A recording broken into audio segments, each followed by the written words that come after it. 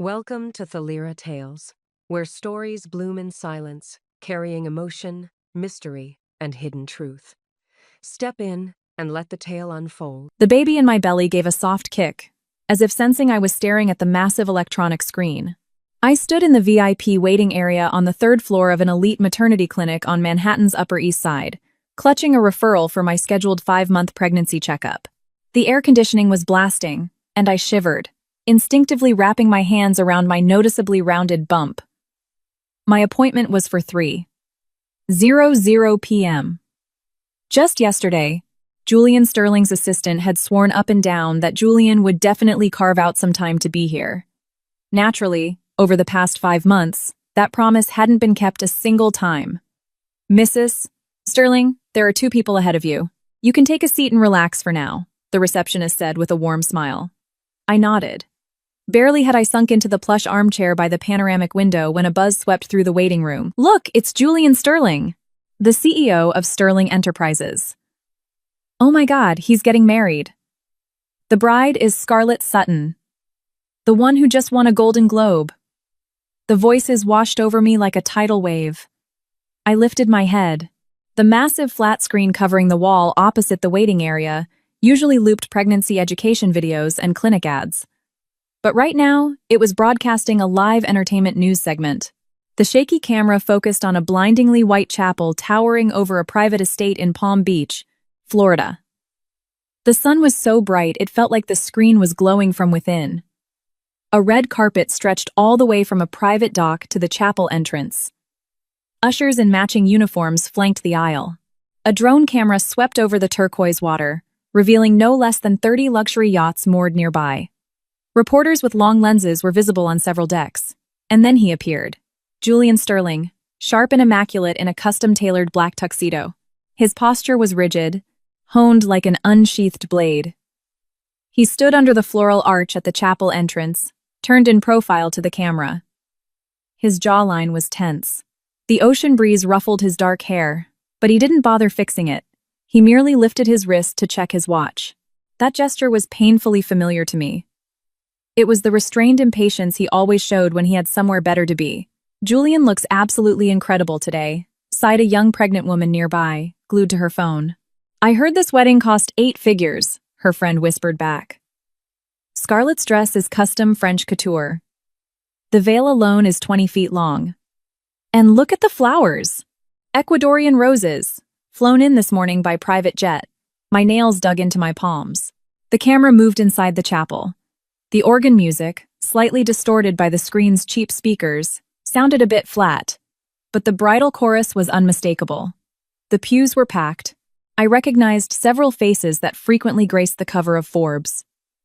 Evelyn Sterling, his mother, sat in the front row wearing a severe, dark plum designer suit. Not a single hair was out of place. She was smiling.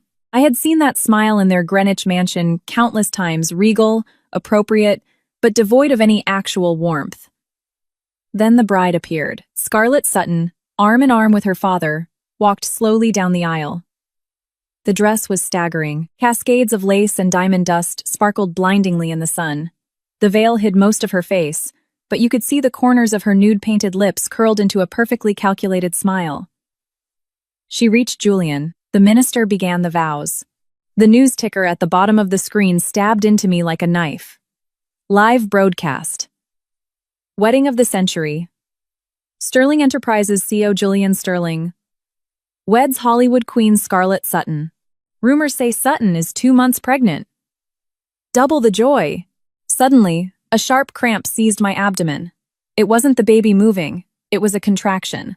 Mild, but enough to make me double over and brace my hand against the coffee table. "Mrs. Sterling, are you all right?" A nurse rushed over. I shook my head, struggling to catch my breath. "I'm fine. Just a little stuffy in here." But my eyes remained glued to the screen. The minister's voice echoed from the speakers. "Julian, do you take Scarlett to be your lawfully wedded wife? For richer or for poorer, in sickness and in health, to love and to cherish. Till death do you part?" The entire waiting room went dead silent. Everyone held their breath, waiting for the answer. The camera zoomed in on Julian's face. A muscle in his cheek twitched ever so slightly. Then, his deep, distinct voice resonated through the microphone. I do. Scarlett? Do you? I do. Scarlett's voice was sweet as honey. She didn't even wait for the minister to finish. Cheers erupted from the screen. Confetti and rose petals rained down from the ceiling. Julian lifted Scarlett's veil, leaned in, and kissed her. The camera zoomed in closer. You could clearly see his eyes closed, his eyelashes casting shadows on his cheeks. He kissed her for a long time. So long that someone in the clinic waiting room started clapping.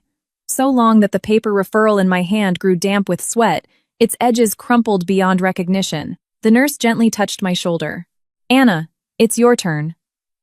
Dr. Miller is waiting for you in room 2. I turned to her. Everything blurred before my eyes. All right.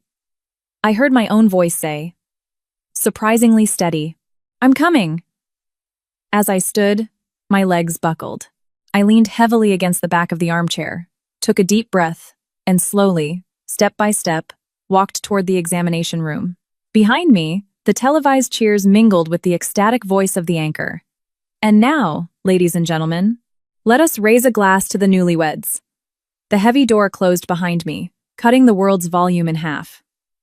Dr. Miller was a specialist, retained by the Sterling family.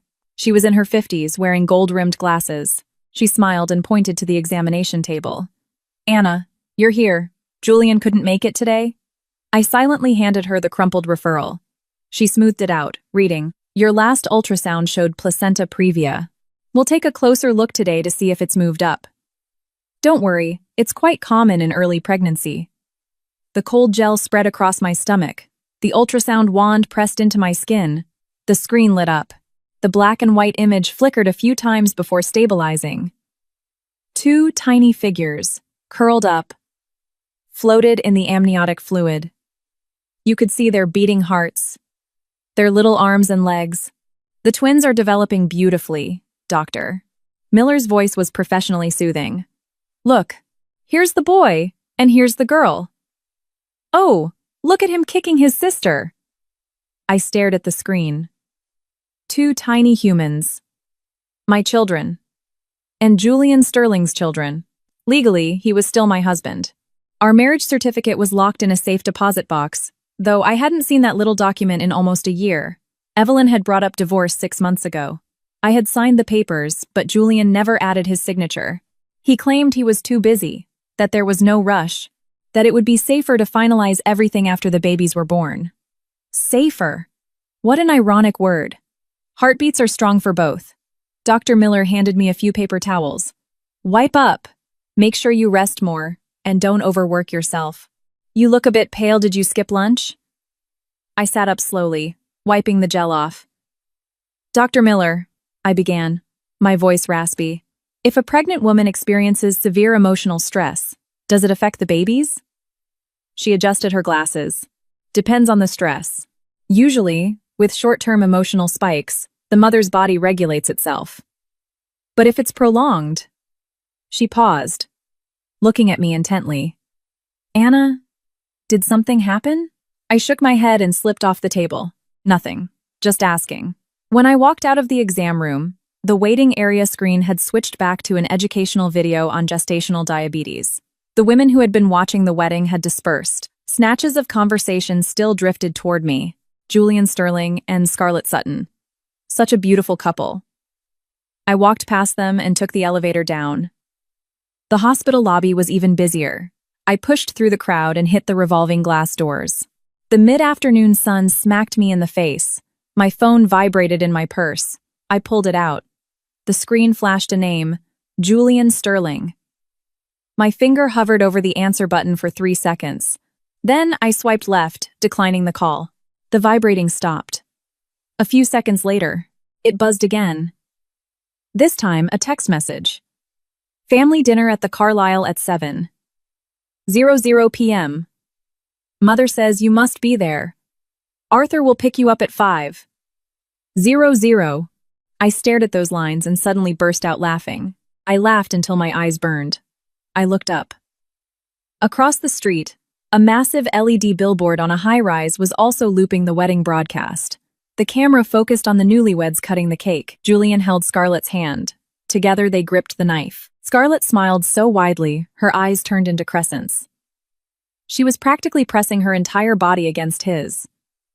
Julian's face showed no emotion, but he didn't pull away. He even whispered something in her ear, making her laugh even harder. My phone rang again. This time, it was Evelyn Sterling. Have you seen the news? Julian and Scarlett had their commitment ceremony today. The official, legal wedding will take place after her baby is born. You will come to dinner tonight. We need to clarify a few things. Don't make a scene, or it will be worse for you. I locked my phone screen and tossed it back into my bag. Then I raised my hand and hailed a yellow cab. Where to? The driver asked. Tribeca. The Greenwich Street Lofts, I said, giving him the address of my best friend, Chloe. The car merged into traffic. I leaned against the window, watching the city blur by. As we drove down Broadway, another massive screen displayed the wedding. A crowd had gathered below, looking up. A girl was even recording it on her phone. So romantic. The cab driver glanced at the screen and muttered apathetically. Rich people and their circus. They say that actresses' jewelry alone costs as much as a Manhattan penthouse. I said nothing.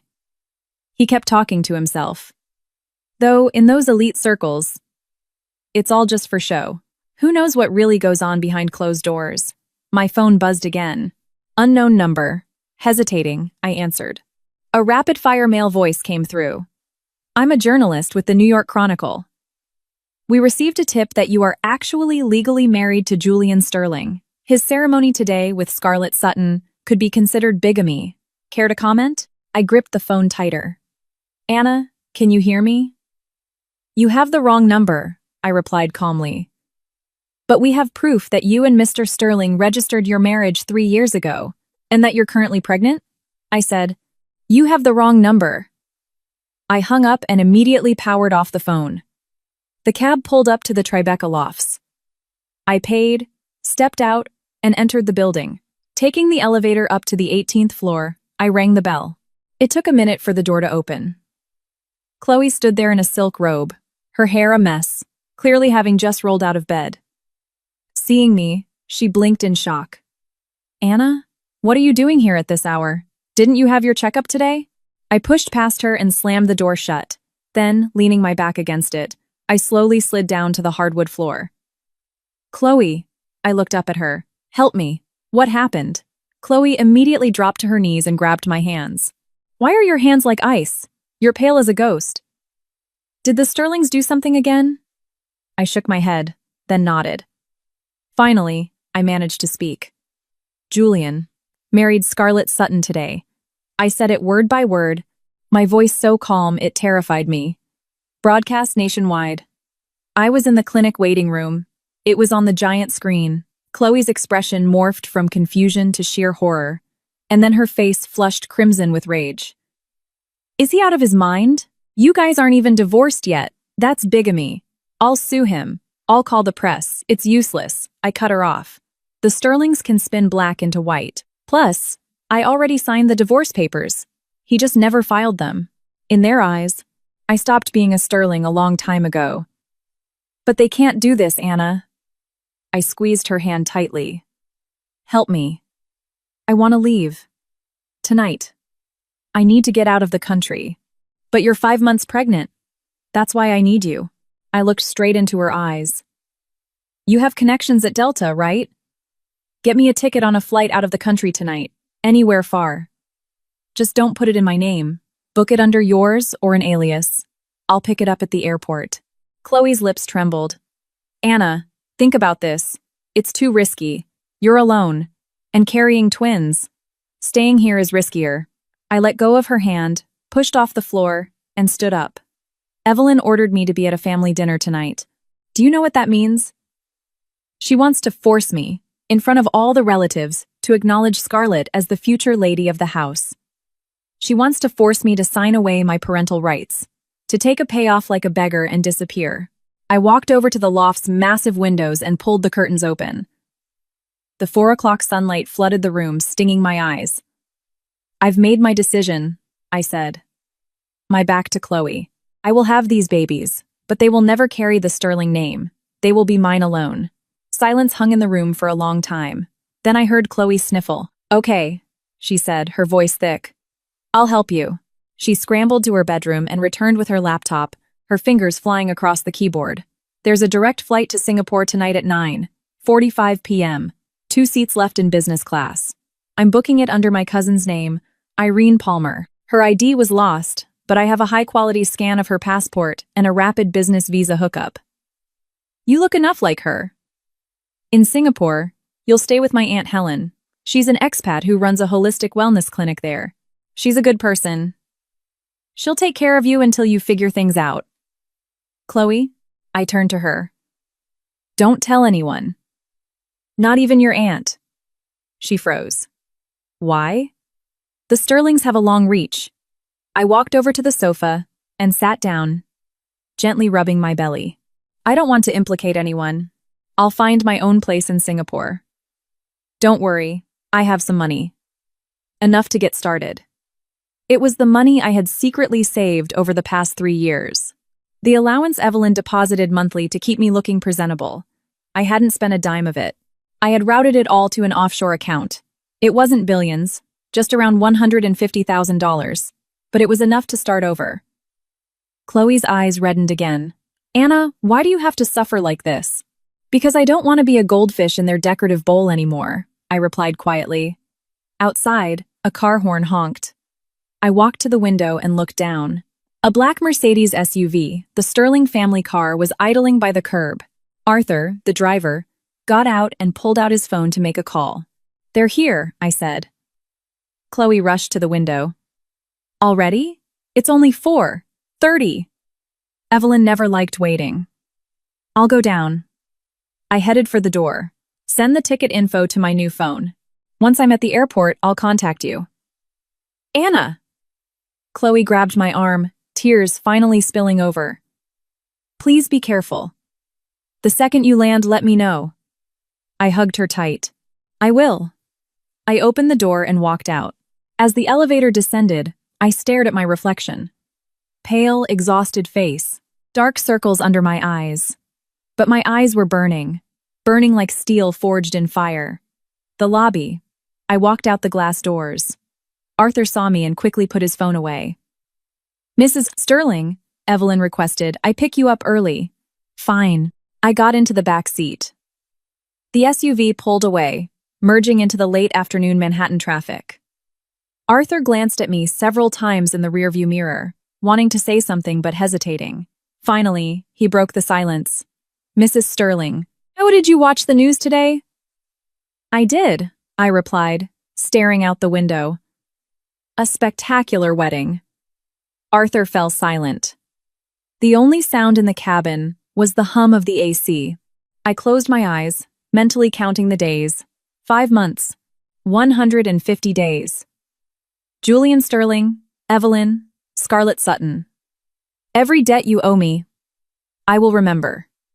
When I return, I will be the one setting the rules. I didn't go to the Sterling family dinner. The black Mercedes was driving me, but not toward Greenwich.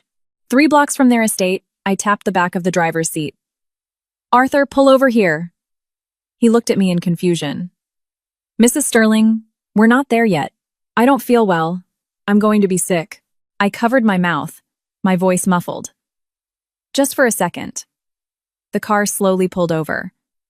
The moment I pushed the door open, I doubled over, fake gagging. Arthur instantly unbuckled his seatbelt and rushed around the car to help me. Mrs. Sterling, are you all right? Do you need water? This was my chance. I snapped upright and, before Arthur could react, sprinted toward the open entrance of a public parking garage nearby. My heels echoed through the empty concrete structure. As I ran, I stripped off my designer coat and pulled a dark gray hoodie from my oversized tote bag, throwing it on. Mrs. Sterling, Anna. Arthur's voice echoed behind me. I didn't look back. The parking garage had an exit on the opposite street.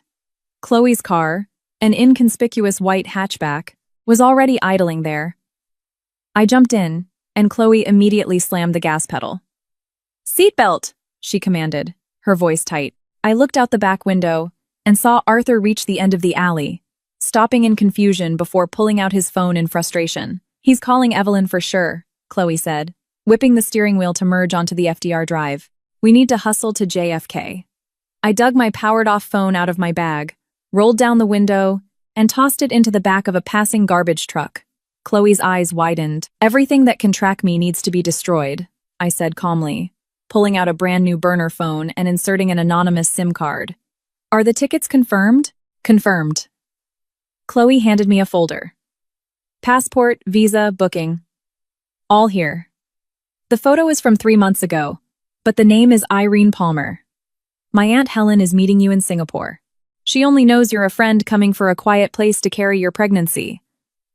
Nothing else. I opened the passport. In the photo, I was thinner than I was now. And the look in my eyes was different. Back then, there was still light in them. Now, only an icy void. "Thank you." I clutched the folder to my chest like a lifeline.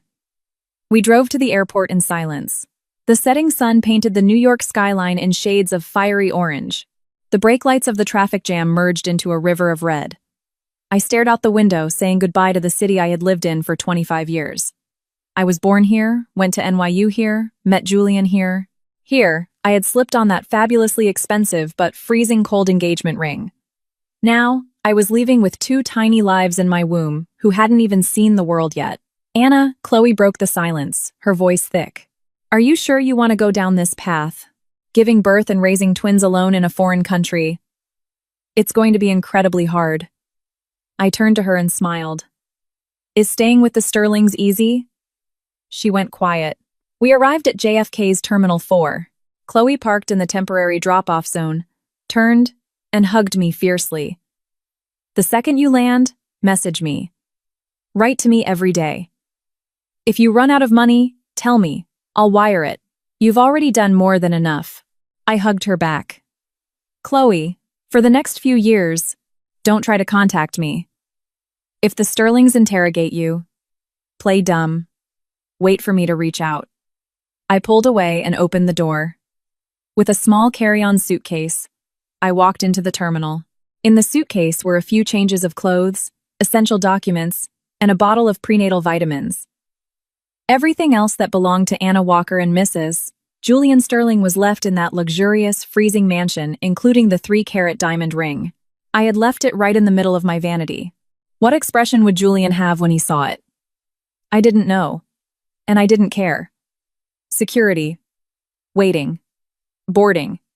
At 9:45 p.m., the plane took off on schedule. As the landing gear retracted, carrying us into the night sky, I looked out the window at the receding grid of city lights and gently placed a hand on my belly. "Babies," I whispered. "Mommy is taking you to a new world. Monsoon season in Singapore. Hot and humid." Chloe's Aunt Helen turned out to be a warm, middle-aged woman who ran a successful holistic wellness and traditional medicine clinic.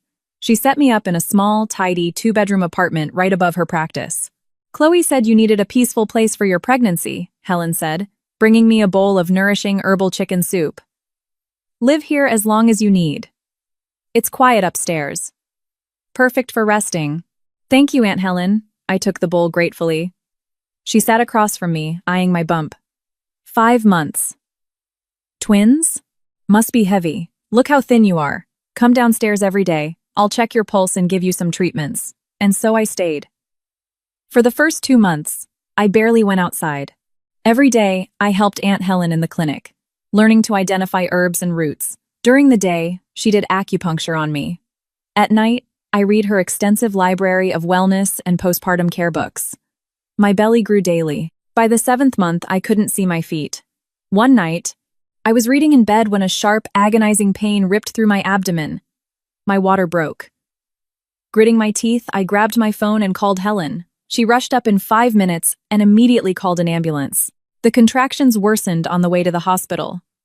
I gripped Helen's hand so hard I thought I'd break her fingers. "Breathe, Anna, breathe," she kept repeating, though her voice betrayed her panic.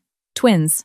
Premature at 7 months. I knew the risks." When they wheeled me into the delivery room, I was half-conscious from the pain. The blinding surgical lights pierced my eyes. The nurses' voices felt miles away. Push. One more. I don't know how much time passed, but suddenly, a baby's cry shattered the air. Then, a second. Boy first. Girl 30 seconds later. The nurse brought 2 tiny bundles over to me. Congratulations. Royal twins. They're early, but they're screaming loud. They should be fine. I turned my head and looked at the 2 red, wrinkled little faces.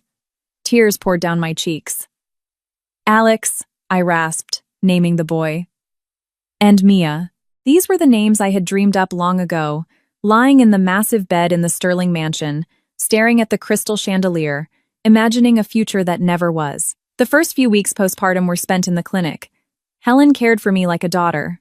Alex and Mia spent a month in the NICU because they were early, but when they finally came home, they were tiny bundles of fierce life. When the kids turned 3 months old, I made my first move. Aunt Helen, I want to rent the storefront next to your clinic. I placed a bank card on the table. My savings are in here. About $100,000. I want to open a luxury postpartum and mother-baby care center. Helen froze. Anna, you're still nursing. Your body hasn't fully recovered. I can't wait.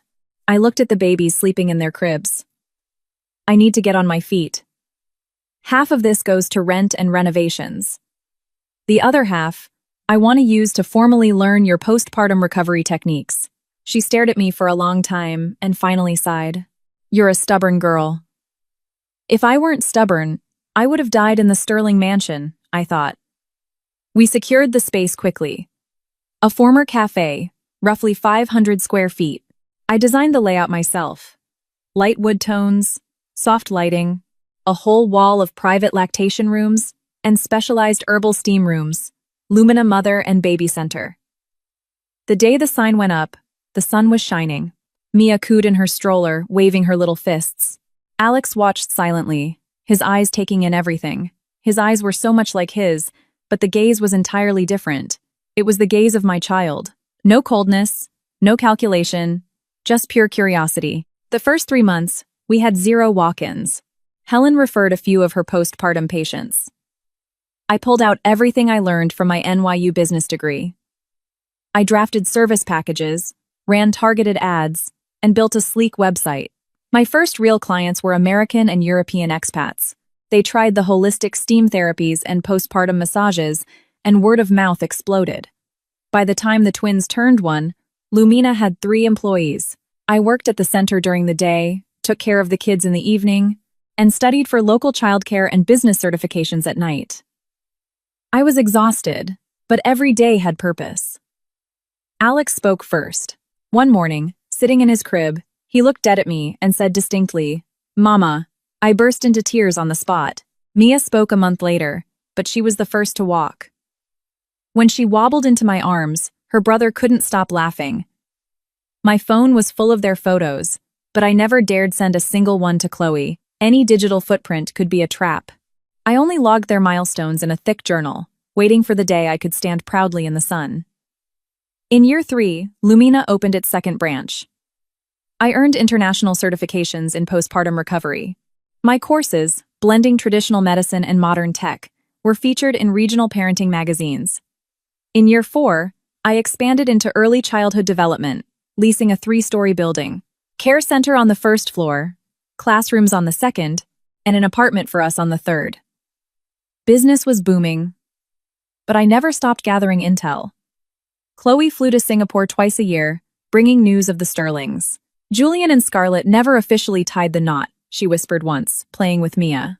After that commitment ceremony, Julian suddenly backed out of signing the legal papers. Scarlett threw tantrums, but Evelyn hushed it all up. I was reading a book to Alex, and my fingers paused. Why did he back out? Nobody knows. Rumor has it, he's been looking for someone.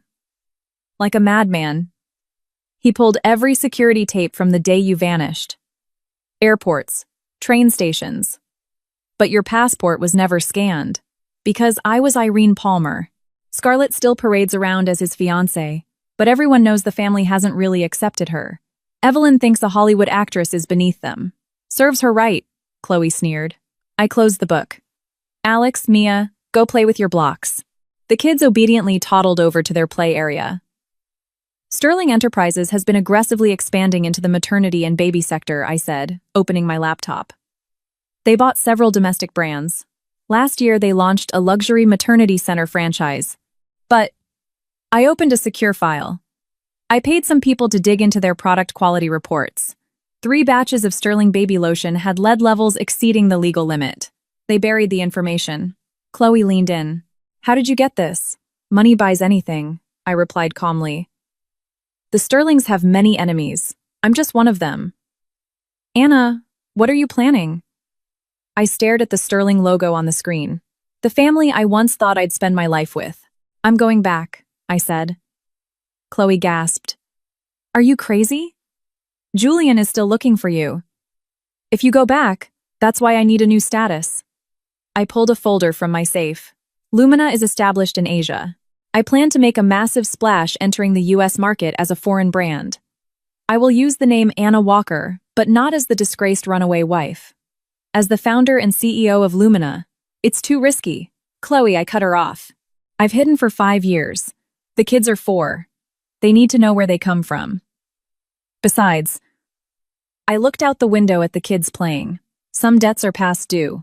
In the spring of year 5, preparations for Lumina's US headquarters officially began. I registered the corporation, assembled a team, and leased 2 floors in a prime midtown Manhattan high-rise. The night before our flight, I sat by the panoramic window of my Singapore apartment. On my phone was an anonymous email containing a video attachment. It was security footage from the clinic waiting room 5 years ago. I watched my pale self gripping my stomach, staring at the TV screen showing Julian kissing Scarlett. The email had one line. Item acquired. Wire the rest to the offshore account. I closed the video and opened a master folder. Everything I had gathered over 5 years. Internal documents proving the falsified Sterling Baby Lab reports, records of Evelyn Sterling's illegal market manipulation, compromising photos of Scarlett Sutton with a famous director, tax evasion proof on several Sterling board members, and a blank template for a DNA paternity test. I picked up a framed photo from my desk. Me, Alex, and Mia on a beach at sunset. Babies, I whispered. Tomorrow, we go home. The night sky over Singapore was silent, but I knew a battlefield awaited me 9,000 miles away. Julian Sterling. I'm back. Are you ready for me? The plane landed at JFK at 3:00 p.m. Alex pressed his face against the window. Mommy, is this where you were born? Yes. I adjusted his seatbelt. And you and your sister were supposed to be born here too. Mia, focused on her Rubik's Cube, looked up with her clear eyes she inherited from me. Is Daddy here? The cabin fell silent for a second. My assistant, sitting behind us, instinctively looked away. I calmly adjusted Mia's collar. Daddy is very far away. We're going to see Auntie Chloe first. Okay. Mia nodded and went back to her cube. Over her 4 years of life, Daddy was just a character from storybooks. I never deliberately erased him, but I never brought him up. We disembarked. 5 years of exile vanished the moment my feet hit the tarmac. The smell of the air, the English announcements, the familiar skyline in the distance. I was back. Chloe was waiting at the VIP arrivals. She practically sprinted toward us and crushed me in a hug. 5 years! Do you know how much I missed you? She sobbed. I rubbed her back. I'm sorry. Sorry doesn't cut it. She pulled back, wiped her eyes, and crouched down. Are these Alex and Mia? Oh my God, look how big you are. Give Auntie a hug. Alex was shy and hid behind my leg, but Mia threw her arms open. Hi, Auntie Chloe. Mommy showed us pictures of you. You little angel. Chloe picked Mia up and ruffled Alex's hair. Let's go. Auntie's gonna feed you all the junk food. In the SUV heading into the city, Chloe got down to business. Tomorrow night is the industry gala at the Rainbow Room. I got the invites. It's hosted by the Commerce Department. Super high level. Julian Sterling RSVP'd yes. She pulled out an iPad. Here's his track record for the last 3 years. Sterling Enterprises went hard into baby goods, but growth stalled last year. This year, they want to launch Nurture, a luxury maternity center franchise. Direct competition to Lumina. I looked at Julian's photo on the screen. The same deep-set eyes, the same cold gaze, just a few fine lines around the edges, making him look even more ruthless. And Scarlett became the face of Sterling Baby 6 months ago, Chloe continued. PR says she personally oversees quality, but she and Julian rarely appear together in public. Rumor is Evelyn forced Scarlett into an ironclad prenup before she would even consider letting them legally marry. I nodded. My eyes drifted to the next name on the guest list. Osborne Health is going too. Andrew Osborne took over the family business 3 years ago. He's been investing heavily in healthcare. He was asking around about Lumina last week. Chloe lowered her voice. Anna, remember Andrew? He chased you for 2 years at NYU. When you turned him down, he moved to Europe. Now he's back as a billionaire heir. Small world. He knows the founder of Lumina is Anna Walker from Singapore, but he thinks it's a coincidence. Tomorrow night, you'll have to use your real name. It's fine. I turned off the iPad. Whoever is meant to cross my path will cross it. We arrived at my new luxury penthouse in Tribeca. I had bought it in advance. Top floor, 270-degree views, strict security. Chloe looked around the massive living room and custom playroom. Not bad. A friend of mine owns the management company. You're safe here. Thanks. I gotta run, PR crisis meeting. Chloe checked her watch. I'll pick you up at 5 tomorrow for hair and makeup. After she left, the kids explored. Mia ran from room to room in awe. Alex stood silently by the floor-to-ceiling window, watching the endless stream of yellow cabs below. Mommy, he said suddenly. Did we come here to fight a war? My heart skipped a beat. I knelt to his eye level. Why do you ask that? When Auntie Chloe was talking, her face was very serious. And when you look at your papers, you frown here. His small finger touched my brow. I took his hand. Alex, Mommy has some important business to finish here, but you and your sister just need to be happy and grow up. Mommy will handle the rest. He stared at me, then nodded. Okay, I will protect Mia. In that moment, his serious gaze looked terrifyingly like his. I hugged him tightly. And Mommy will protect both of you. The next evening, Chloe brought a glam squad. 2 hours later, I stared at the mirror. An emerald green velvet gown, simple but perfectly tailored. My hair was pulled into a sleek chignon, pearl drop earrings. The makeup was light, except for the sharp, commanding eyeliner. The meek, obedient Anna, who died in a clinic waiting room 5 years ago, was gone. Standing here was the CEO of Lumina. Flawless, Chloe circled me.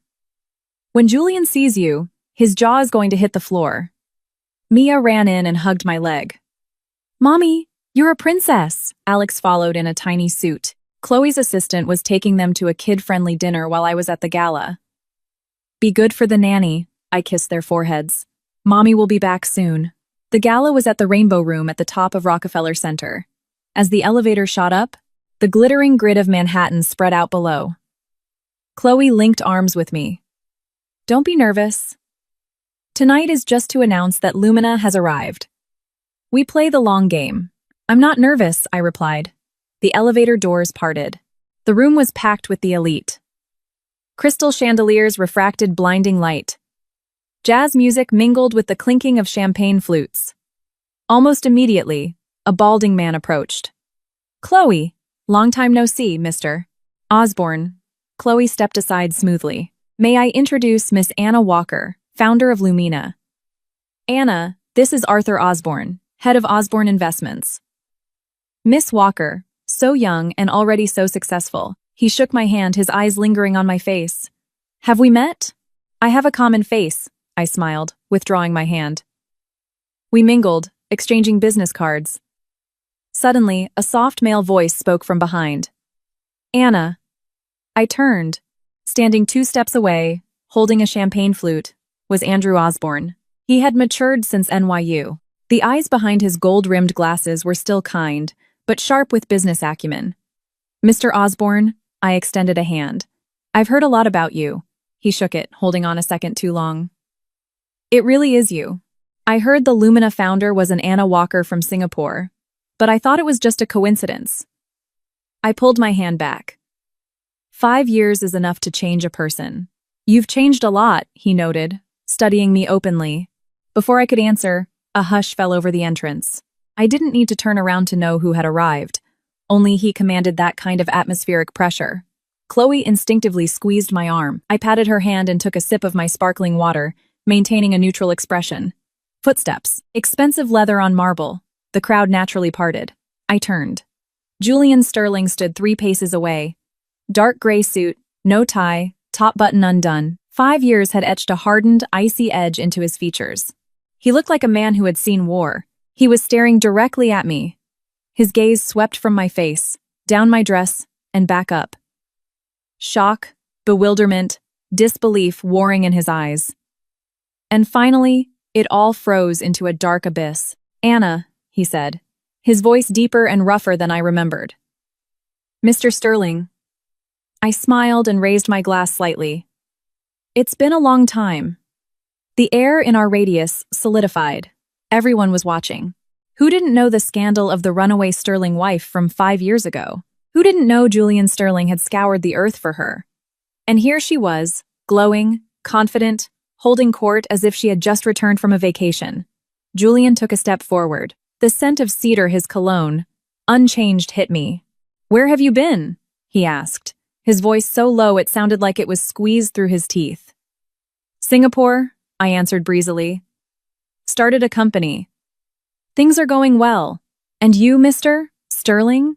I hear Sterling Enterprises is thriving. Congratulations." He stared at me, searching for a crack in my armor, a sign of the crying girl he knew. He found nothing. His Adam's apple bobbed. "When did you get back?" "This afternoon, just in time for the gala." I kept smiling. "Mr. Sterling, allow me to introduce Andrew Osborne, CEO of Osborne Health. Andrew and I went to NYU together." Andrew smoothly extended a hand. "Julian, a pleasure." Julian glanced at Andrew but didn't take his hand. His eyes snapped back to me. "We need to talk." "Now is hardly the time." I glanced around the packed room. "I'm here representing Lumina. If it's business, have your assistant call my office." "Anna," he stepped closer, practically invading my space. "Don't play games with me." My smile vanished. "Mr. Sterling," I met his gaze dead on. "We are at a public event. Maintain your composure. Furthermore, I don't believe we have any personal matters to discuss." "Not personal matters?" He let out a dark, incredulous laugh. "You are my legal wife. You vanish for 5 years, reappear out of nowhere, and say we have no personal matters?" Gasps rippled through the nearby listeners. Chloe paled and tried to intervene, but I stopped her with a look. I set my glass down on a passing waiter's tray with a sharp clink.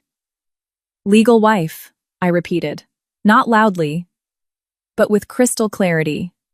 "Mr. Sterling, you seem to have forgotten that 5 years ago I signed the divorce agreement. Just because you neglected to countersign doesn't erase the fact that we have been separated for 5 years. The marriage is irrevocably broken.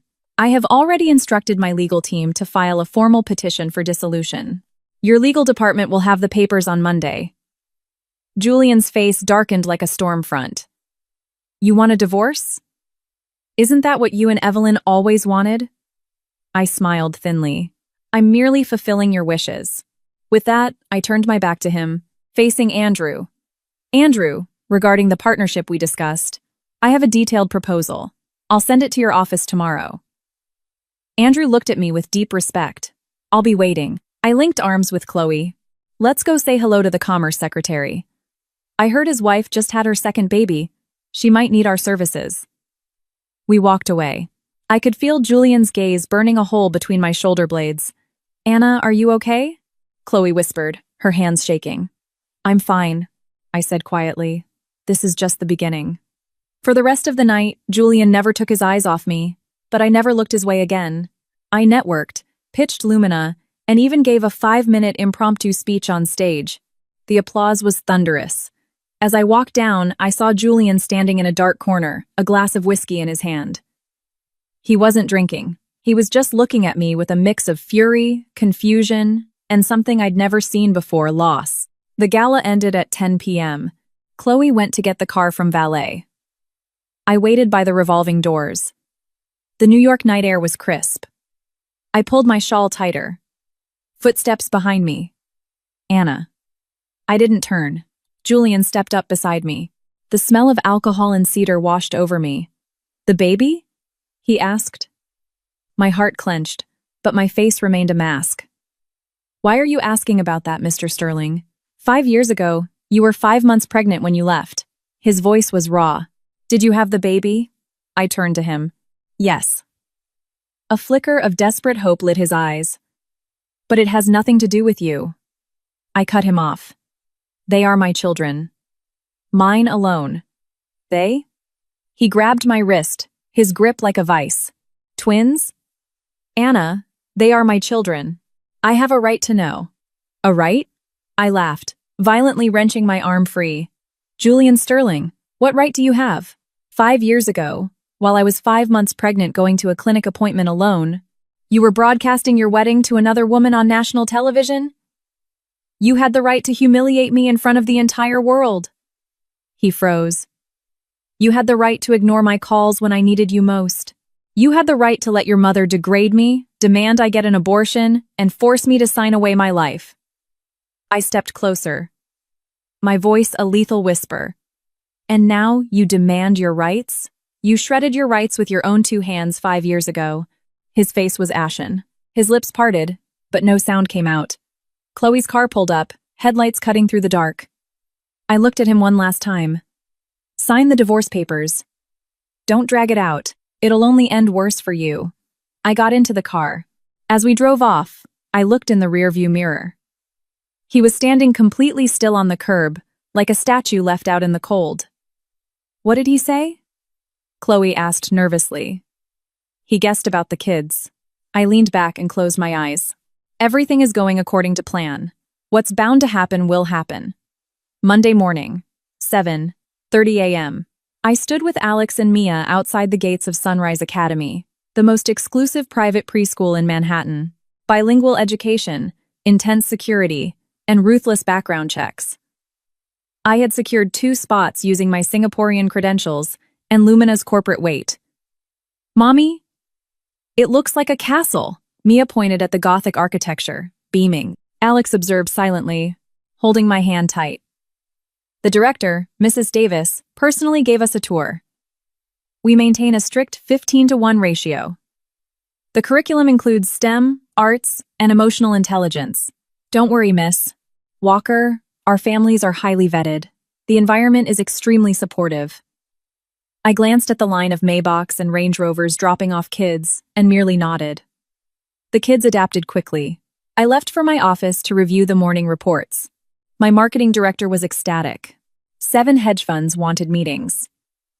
3 elite private hospitals, including Osborne Health, wanted to partner with Lumina. Focus on Osborne Health, I instructed. Also, Sterling Enterprises reached out. The director hesitated. Their VP of marketing wants a sit-down. Tell them my schedule is full. I closed my laptop. If they want to talk, submit a formal proposal. Just before lunch, my phone rang. The preschool. "Miss Walker, it's Miss Sarah." The teacher sounded panicked. Alex got into a physical altercation with another boy. "The other boy's parents are here. Could you come in?" "I'm on my way." When I arrived at the principal's office, I heard a shrill voice before I even opened the door. "What kind of violent child is this? Where are his parents?" I pushed the door open. Alex stood straight beside Miss Sarah, his clothes slightly rumpled, his jaw set. Opposite him, a chubby boy was crying, clinging to the skirt of a highly manicured woman. The boy had a faint red scratch on his cheek.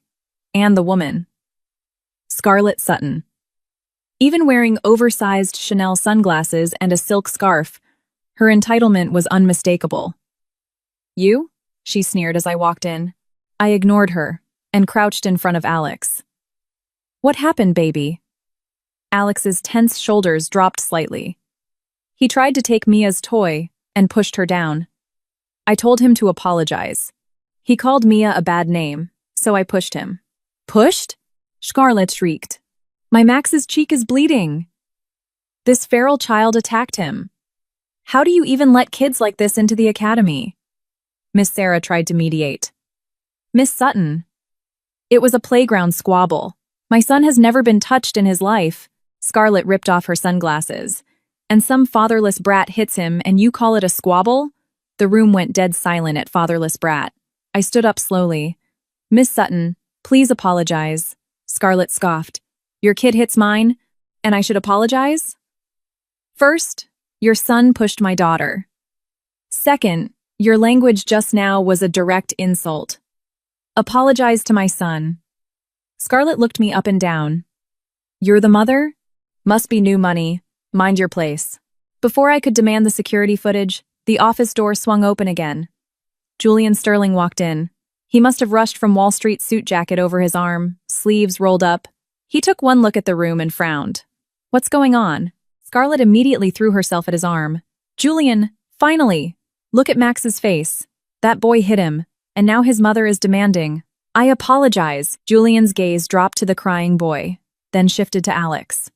Time stopped. The AC hummed in the deafening silence. Julian stared at Alex, paralyzed. The eyebrows, the straight nose, the stubborn set of the jaw. The resemblance was so violently undeniable that anyone with eyes could see it. Alex stared back. No fear, just pure, 4-year-old curiosity. This boy. Julian's voice was a dry rasp. Whose is he? Scarlett, oblivious, kept ranting. Some new kid. Obviously raised in a barn. I am his mother. I stepped in front of Alex, shielding him. Mr. Sterling. We meet again. Julian's eyes finally snapped to me. Shock, realization, fury, and absolute agony warred in his irises. His Adam's apple bobbed. How old is he? 4, I clipped. Born December 17th. 5 months pregnant, plus a 2-month premature birth. The math was flawless. Julian lost all color in his face. He dropped Scarlett's arm and stepped forward, dropping to one knee to be at Alex's eye level. What's your name? Alex looked at me.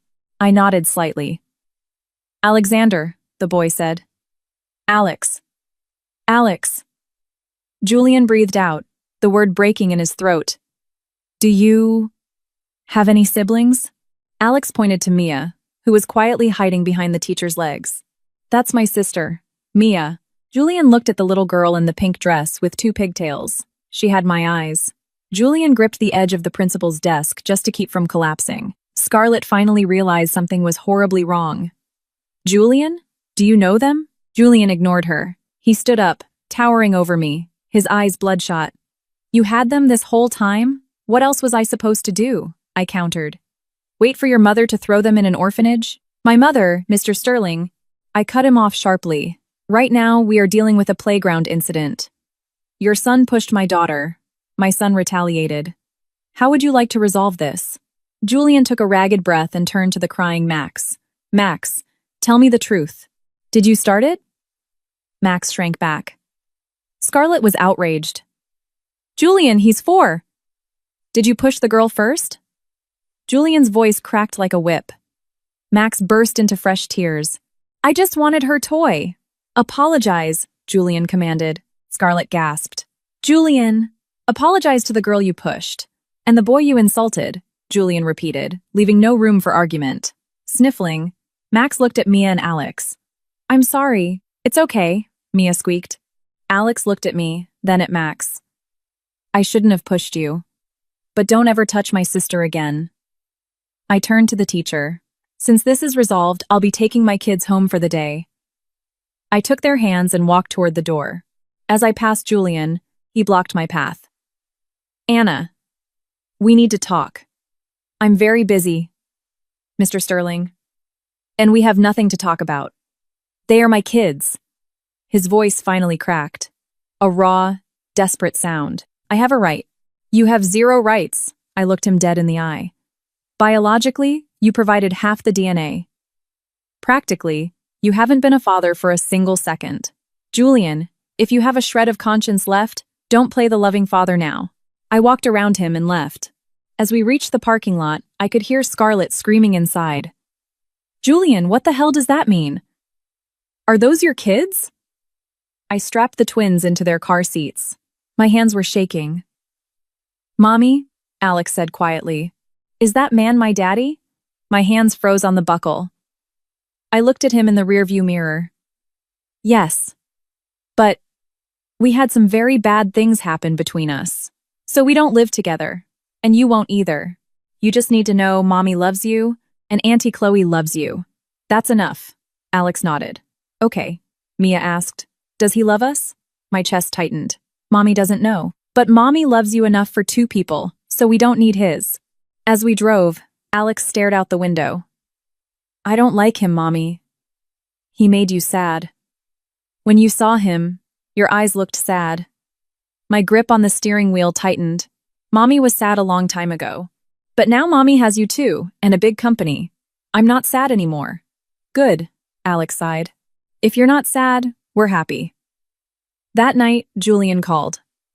I looked out my penthouse window and saw his black Bentley idling on the street below. I'm downstairs, he said, his voice raspy. 10 minutes, Anna.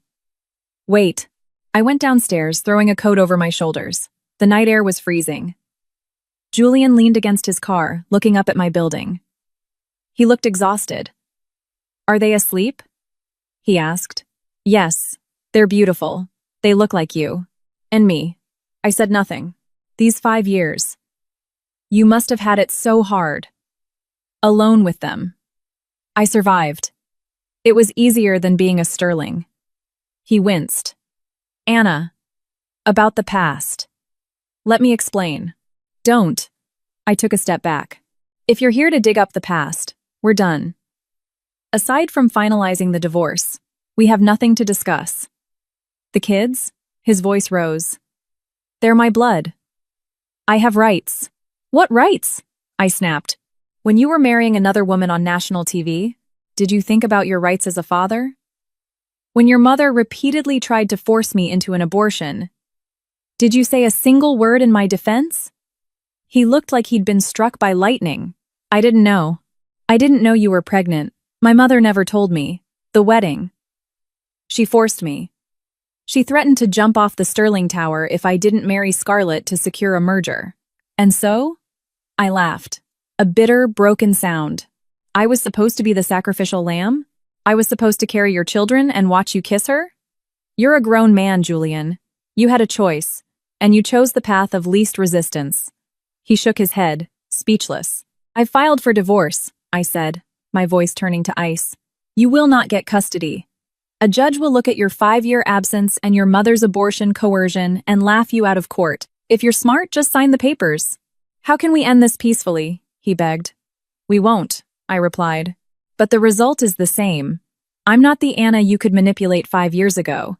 If you want war, I'll give you war. On Wednesday, the preschool director called in a panic. Julian had showed up with a lawyer, demanding DNA swabs from the twins. The school refused, but he was threatening a court order. I drove straight there. Julian and his lawyer were sitting in the office. Anna? Julian stood up. I need to know for sure. I threw my bag on the table. You know for sure. You just need a piece of paper to legally enforce your rights. They are my blood, he yelled. I looked at him and laughed. 5 years ago, he didn't care if I lived or died. Now he was fighting tooth and nail for biological rights. Fine, I said. You want a test? You got it. But on my terms. I am present for the swabbing. And when the results come back 99.9% yours, you and your mother will never approach them again. Impossible, he fired back. I will never abandon my children. Then we'll see you in court. I picked up my bag and left. As I walked out into the bright Manhattan sun, my phone buzzed. Chloe. Anna. Guess who's sitting in my conference room? Chloe's voice was dripping with venom. Evelyn Sterling. She's demanding to see you. She brought a check. I'm coming, I said. 20 minutes later, I walked into Chloe's PR firm. Evelyn sat at the head of the conference table, sipping tea from a porcelain cup, looking like the Queen of Manhattan in her tailored Chanel suit. Anna. She didn't even stand. Sit. I sat across from her. She slid a cashier's check across the mahogany table. $5 million. Take the money, take your bastards, and leave the country permanently. I looked at the check. $5 million. 5 years ago, she had offered me 1 million. Inflation, I guess. I laughed out loud. Evelyn, 5 years and your playbook hasn't changed. Throw money at the problem. You're smart to take it, she said coldly. Julian and Scarlett's legal wedding is imminent. Your presence here complicates things.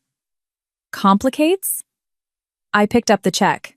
Are you afraid I'll ruin your perfect PR alliance? Or are you afraid the Sterling family's dirty laundry will become public? Watch your tone, she snapped. You watch yours. I leaned forward. 5 years ago, you lied to me, saying Julian was on a business trip while he was rehearsing his vows. You slipped abortion pills into my vitamins. You think I forgot? Chloe gasped. She did what? Silence. Evelyn glared at Chloe, then back to me. Anna, you have 2 options. Take the 5 million and vanish. Or I will make sure you cannot exist in this country. It was a blatant threat. I stared at her, remembering the terrified, pregnant girl crying in her foyer 5 years ago. I stood up holding the check. Slowly, deliberately, I tore it in half.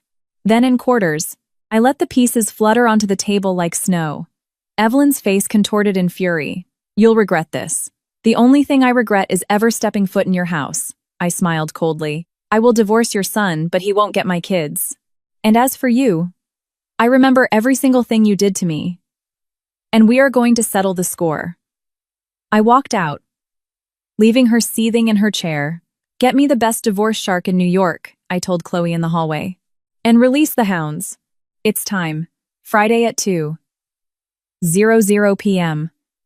The Grand Ballroom at the Plaza Hotel. The official U.S. launch of Lumina Mother and Baby.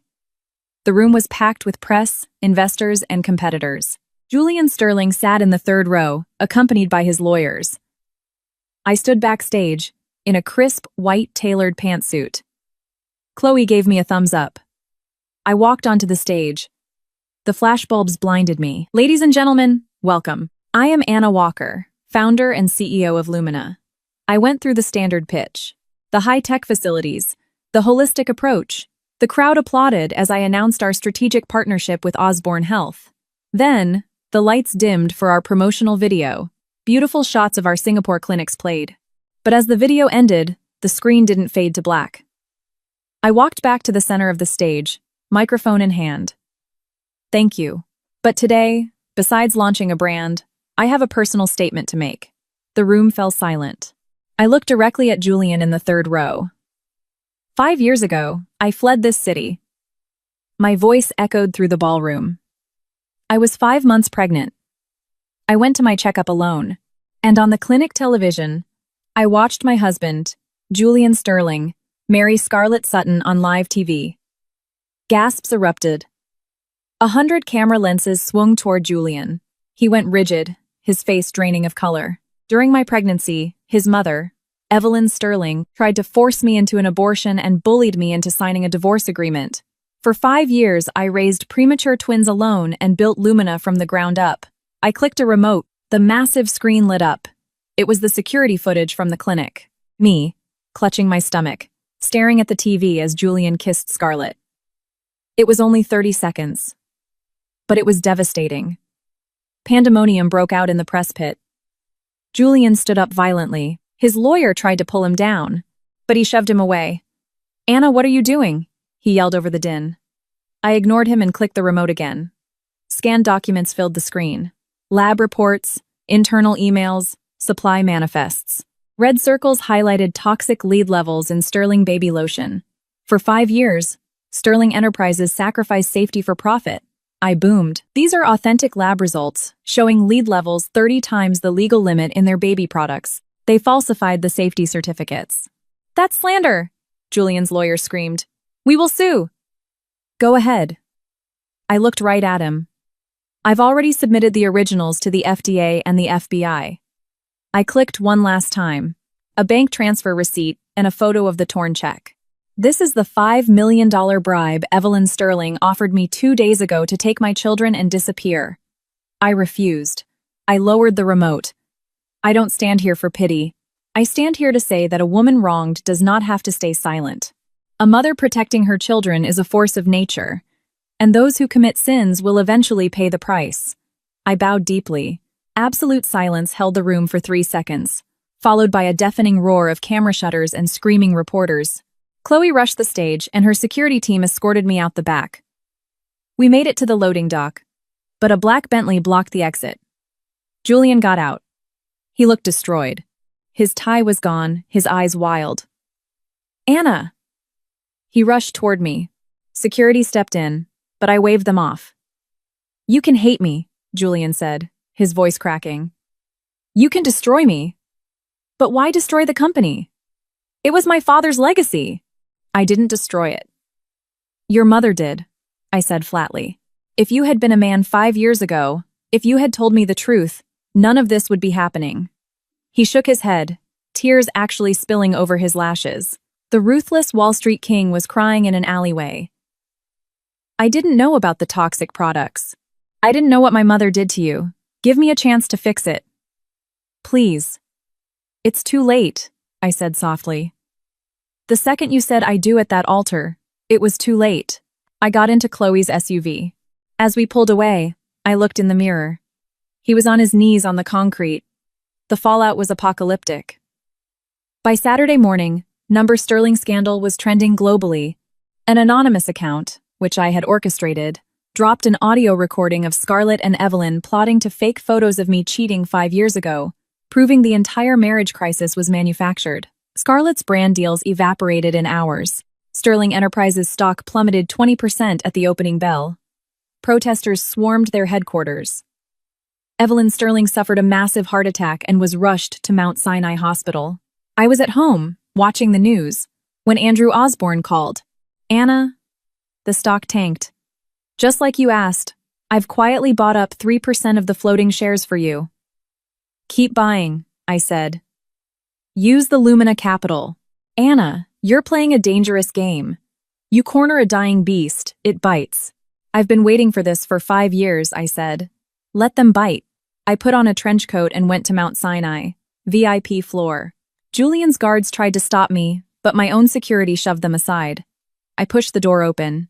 Evelyn lay in the hospital bed, hooked up to monitors. Julian sat beside her. "You."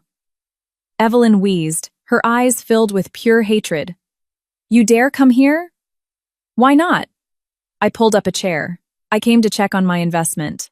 "Oh, speaking of investments, Julian, did you know your mother embezzled $10 million from the corporate accounts over the last 5 years? Julian whipped his head toward his mother. "Mom, is that true?" Evelyn's monitors began to beep rapidly. She couldn't speak.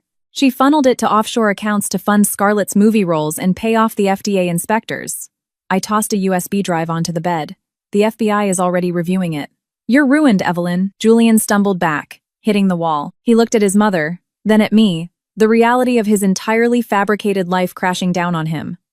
"I'll see you in divorce court on Monday," I said, standing up. "And Julian, you will surrender custody.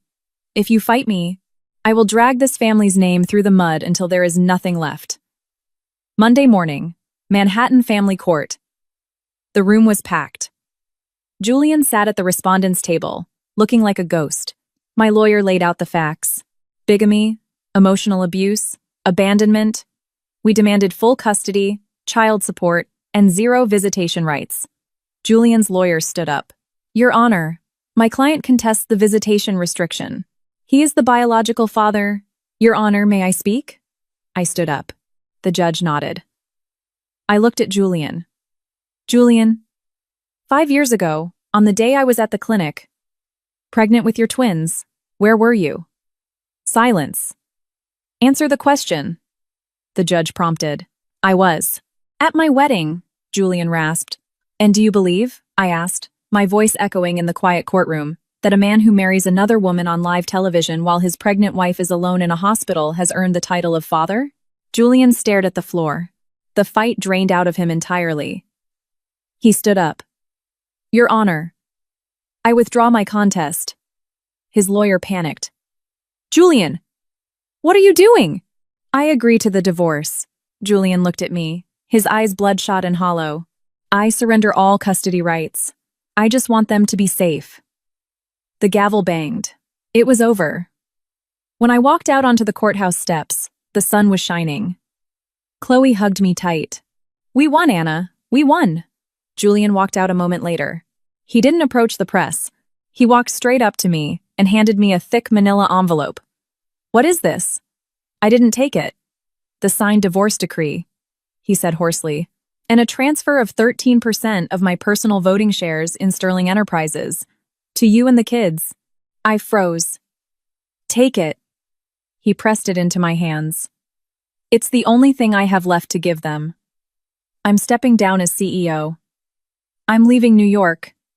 I looked at the envelope. Julian, if the kids ever ask for you, I won't stop them from seeing you. He smiled a broken, tragic smile. Thank you. Thank you for raising them so well. And Anna, I'm sorry. He turned and walked down the steps, getting into a waiting town car. I watched the car disappear into the Manhattan traffic. I felt the weight of the envelope in my hands. The 5-year war was over. I hadn't just survived, I had conquered. That evening, I sat on the floor of my penthouse, watching Alex and Mia build a massive Lego tower. Mommy, Alex looked up.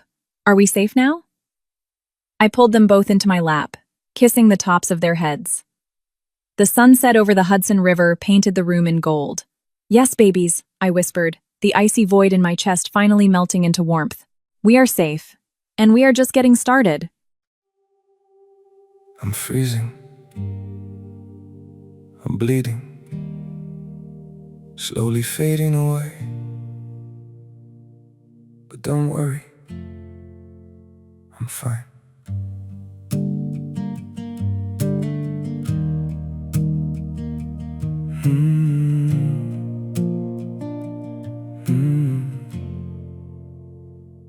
The cold has settled in my heartbeat, like winter living in my veins.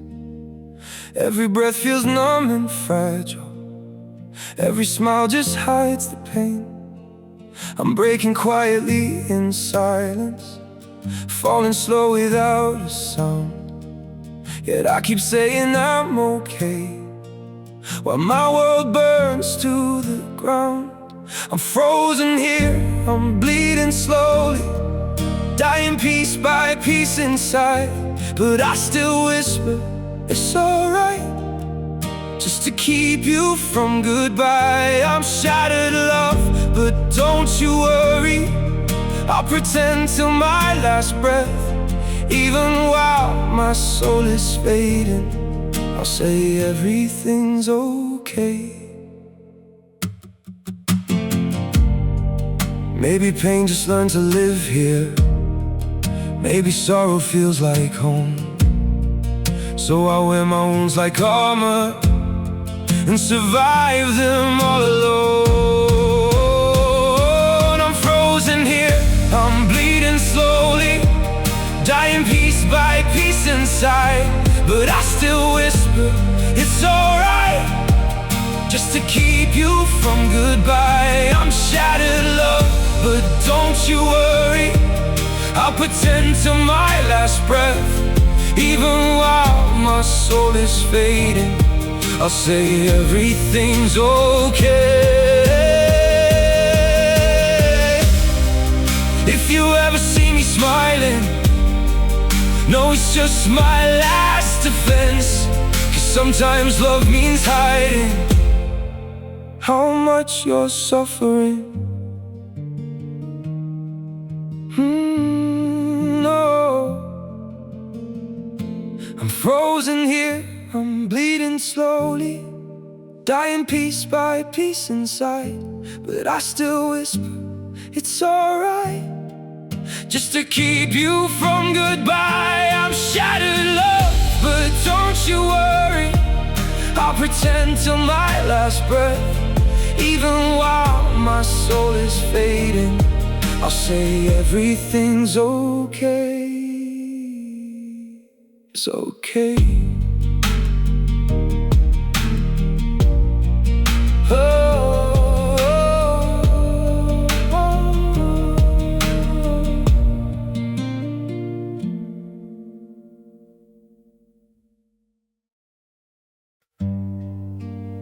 Some days feel off, like I'm standing but still falling. A little pain, a little tired, and no one to tell it all to. There are days that feel unsteady, like I'm drifting out of place. Every step just feels so heavy, with a smile I have to fake. A little hurt I keep inside me, a little weight I always hide, and 1,000 quiet worries I've been holding deep inside. There's no one here to tell it to, no one who would understand. So I carry all these feelings like they're slipping through my hands. A little broken, little lost, trying hard to just get through. All these nights I stay awake with everything I never say to you. I keep walking through the silence like it's all I've ever known. Every crowded room reminds me how it feels to be alone. There's no one here to tell it to, no one who would understand. So I carry all these feelings like they're slipping through my hands. A little broken, little lost, trying hard to just get through. All these nights I stay awake with everything I never say to you.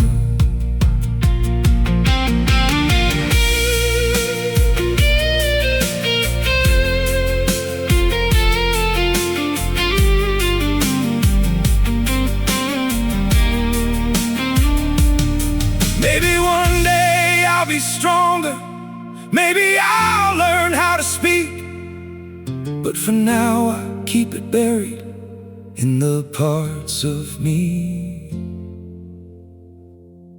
too weak. There's no one here to tell it to, no one who would understand. So I carry all these feelings like they're slipping through my hands. A little broken, little lost, trying hard to just get through. All these nights I stay awake with everything I never say to you.